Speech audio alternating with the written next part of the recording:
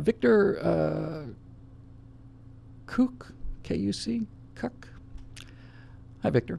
I can get that part right anyway. He has a great question. He says a number of people, I'm assuming most of these are left-wingers.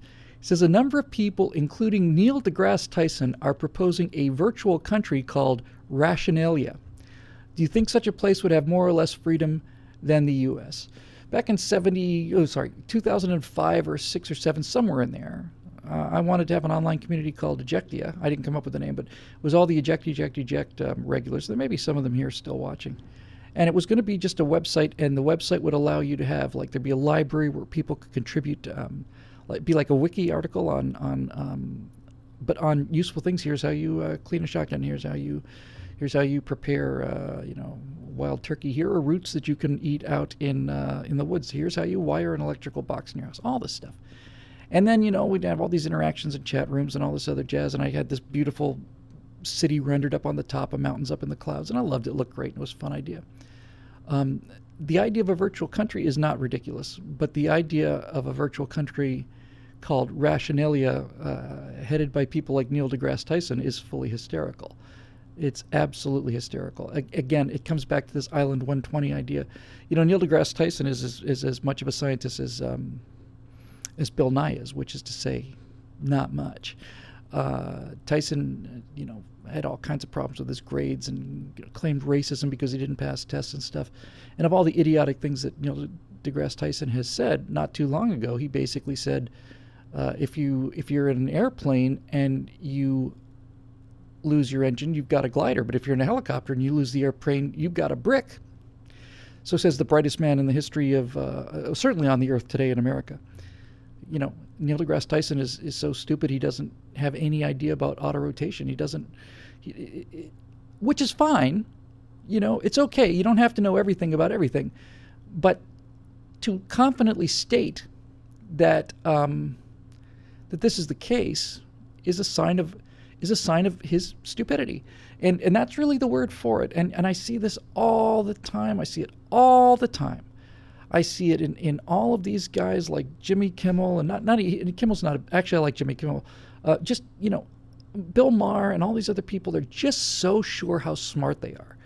And they're trying to reach that 120 IQ island where everybody talks the same and thinks the same. And people who are with IQs of 130, 140, 150, 160, they look back on 120, they go, you can't actually believe that nonsense, do you? Yes, you do. Guys like Neil deGrasse Tyson are a perfect example of a B student or a C student who claims to be the smartest guy in the room and isn't. He's not even close. But he thinks he is. And other people think he is too, because he's smarter than the other people are. And he's got the same views as they do. So they think, well, Neil deGrasse Tyson, he's got to be a brilliant guy. He's obviously one of the great scientists of all time. He's not. He's just a guy on TV, just like me.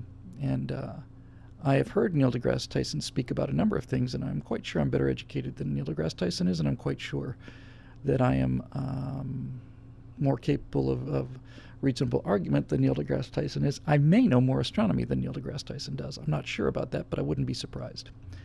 I certainly have a better picture of situational awareness of things than Neil deGrasse Tyson. And he's fawned over. Sagan had real chops. Sagan had real, because deGrasse Tyson wants to be Carl Sagan. Sagan had actual breakout brilliant mind. Sagan did an awful lot of work with greenhouse work on Venus, and then he was the guy who said, hey, well, since there's a sandstorm on Mars, why don't we point the Mariner 9 to Phobos and Deimos? And Sagan came up with some genuinely brilliant things. And Sagan talked about the dragons of Eden, and he talked about how our fear of reptiles and lizards is probably a genetic component that goes back to the days when mammals were being hunted nocturnally by reptiles, and broke his brain, and other, I think it was Dragons of Eden, where he basically said, look, humans basically have three brains, and one is evolved on top of the other. There's the R complex, the reptile brain, which was panic and fear and violence and aggression. And on top of that is the limbic system, which deals with emotions like love and jealousy and envy and nurturing and all that stuff. And on top of that, humans have a cerebral cortex, which gives us rationality. But I've never heard anything like Tyson coming up with anything like that at all. Nothing even in the same ballpark. And when you got a bunch of people calling a place Rationalia, I'd be perfectly willing to bet you that if you were to go in there and have discussions about things with the citizens of Rationalia, and you were able to put up a good argument, I'm quite convinced they wouldn't change their minds. Seriously, folks, the breakout condition for really becoming wise, which I think is intelligence plus humanity. I think wisdom is intelligence plus experience. But the breakout, in order to get to the other side where wisdom is, get past intelligence and get to wisdom, and is the idea is when you finally realize that you're not as smart as you think you are. When you realize that there are there's a lot more things you don't know than you do know. I had this realization very early in this career anyway. When I first started doing public speaking, it was in 2009. I mean, I'd already had a lot of respect for people, but I remember once I went into this little tiny room in the middle of nowhere, and like 7 people there, and they're kind of simple country people, and I just reflexively wanted to go into Hollywood douchebag mode. It's like, what am I doing here? There's none of these people. There's not very many of them, and and they're all a bunch of hayseeds and hicks and rubes and stuff. And I didn't. Nobody had to thrash me. I thrashed myself. I just stopped and said, "Okay, Bill, come on now. You just seriously. These people are here to see you. So number one, they're entitled to your respect, and secondly, and this was the moment. Secondly, every single person. Some of them were in coveralls, farm coveralls. Every single one of those people knows 100 things, if not 1,000 things that you don't know, and they know hundreds of things better than you know them.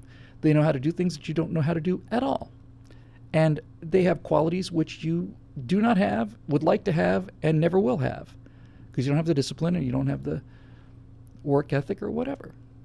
There's every single one of them is a treasure. Every single one of them has experience and expertise in areas where they are world qualified. Maybe it's world qualified as a dairy farmer, but there's nobody in Washington knows more about dairy farmer than this guy. Nobody. They certainly don't know more about dairy farming in the Food and Drug Administration offices in Washington, D.C. And once you realize that everybody is possessed of incredible wisdom and experience and knowledge about any number of things that you don't know about, you get over your intellectual elitism pretty quickly. And once you get over the elitism, then you can look at things with an open mind. You can actually just get past this whole kind of wanting to seem like everybody else, wanting to seem like all the other smart people, believe all the same things. Because it doesn't have to be popular if it's true. One person with experimental evidence can blow an entire theory away. And that's what's great about reason. But I'd be willing to bet you, just from the feel of it, because I've been there before too, I think a bunch of people getting themselves together and patting themselves on the back and saying that we're the rational people, I'd be very concerned about those people, because they sound like people that are so sure of their own intellectual superiority that they don't have anything to learn from this point forward, and that is in fact the antithesis of ration and genuine intelligence. I had a sentence I liked a lot, I think, if I remember correctly. I said, intellectualism is intelligence that's been left in the back of the fridge for 6 months. And I think that's really it. It's the remnant, it's the husk of what had one time been clever, maybe even brilliant thinking, reduced to dogma and repetition and peer pressure and all the rest, to the point where it's now essentially useless. You're just parroting things, you're aping them. So anyway,